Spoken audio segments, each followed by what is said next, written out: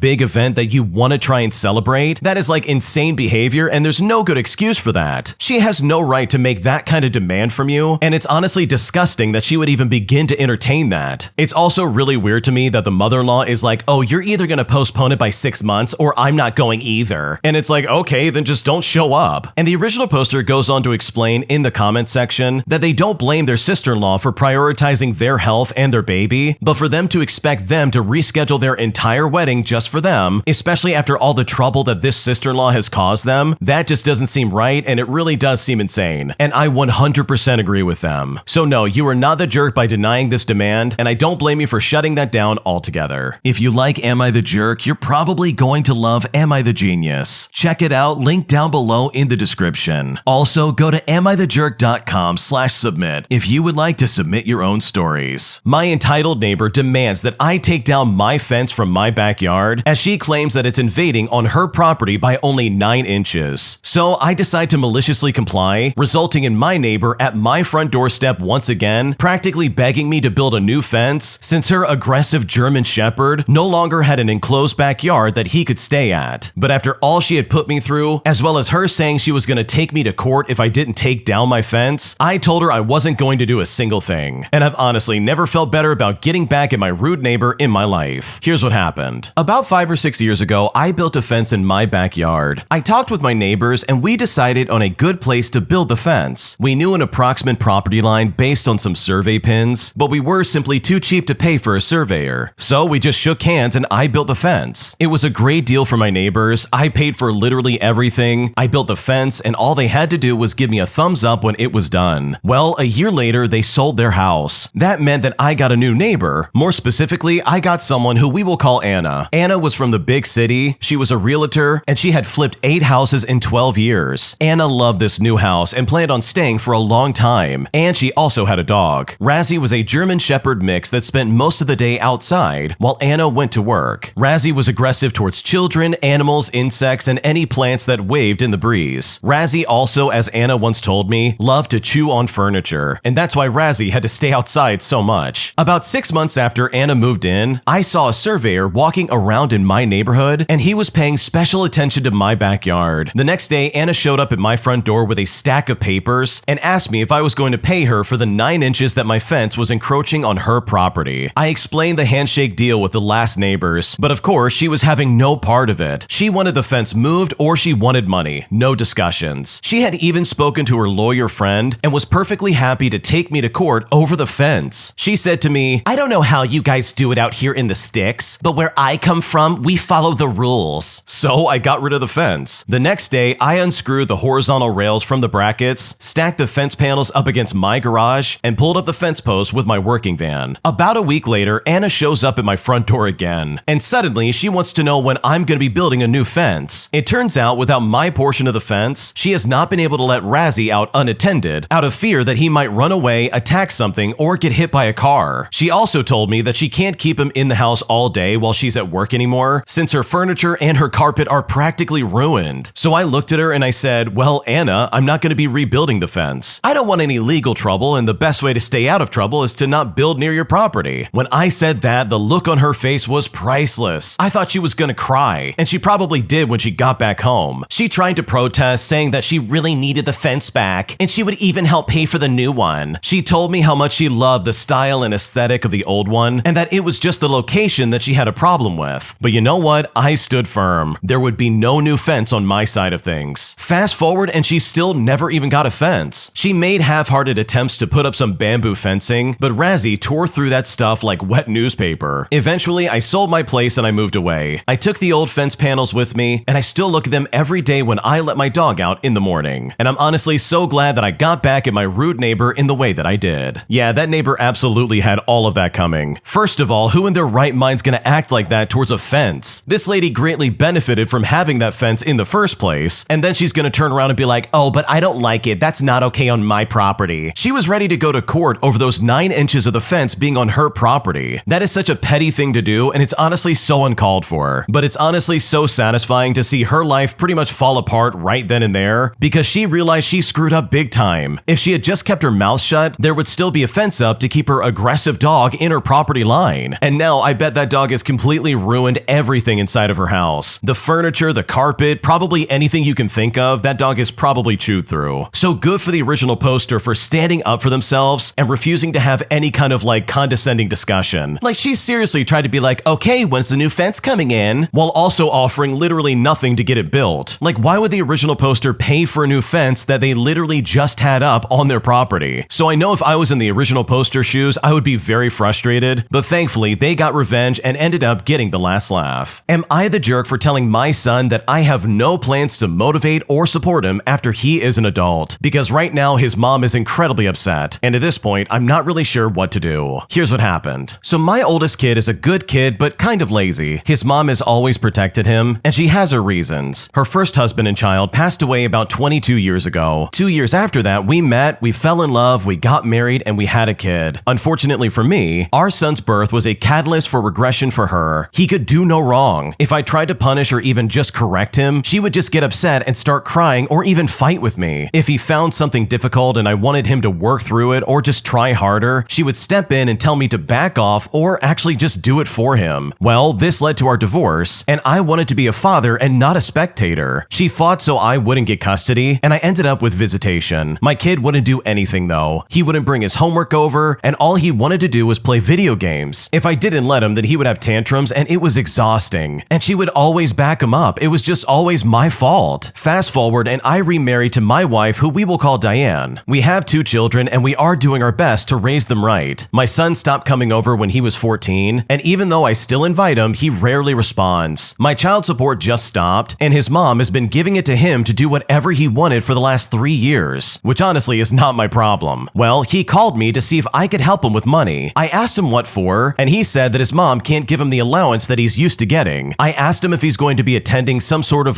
post-secondary school, and he said no. So I just told him to get a job. Well, when I said that, his mom absolutely lost her mind. She said that she will take me back to court so her poor baby can live his life his way. I wish for the odds to be ever in her favor, and then I just hung up. Now that he's an adult, I never have to talk to her ever again. It's too bad because I loved her very much, but not anymore. My son asked me to help him find a job, and I said that I would. I told him to send me his resume, and I've been waiting about 3 weeks for it. He called me yesterday to see if I had any progress on finding him a job, and I said that he never sent me his resume. Well, he then got upset that I didn't remind him. I told him that I was not going to motivate him to do anything, that I would be here if he needed help, but that it would never be for money ever again. Now, I let him come over and I helped him with his resume, and I also talked to him about going into a trade or even a community college. He is beginning to understand how absolutely messed up his future is now, especially since his mom cannot do everything for him. He's now upset with his mother because he doesn't have any life skills, but she's mad at me for showing him the truth. So honestly, am I the jerk in this situation? What should I do? No, you are not the jerk at all, because you are giving your son the best education he could ever get. This guy's got to realize sooner than later that anything he wants to do in his life is literally on his shoulders. No one's going to be there during the hard times to be like, oh, you got to get up and get things done. That is literally just going to fall on him and him alone. And you know what? It really sucks that his mom didn't do a better job of teaching her son this, because seriously, she set him up for failure. So no, I don't think you're the jerk, and I think you did the best thing for him at this stage of his life. My crazy friend insists that I'm a different height than what I really am, and it's honestly driving me crazy, as she refuses any evidence that I tried to give her, despite the fact that I've measured myself multiple times. Because right now, I seriously don't know what to do. Here's what happened. Okay, I feel insane having to make this post, but this has been bothering me for several years now. I'm a 26-year-old female, and I have a close friend who insists that I'm 5'6", but the thing is, I'm not. I'm 5'3", maybe a tiny bit over on a good day, but I'm definitely not 5'6".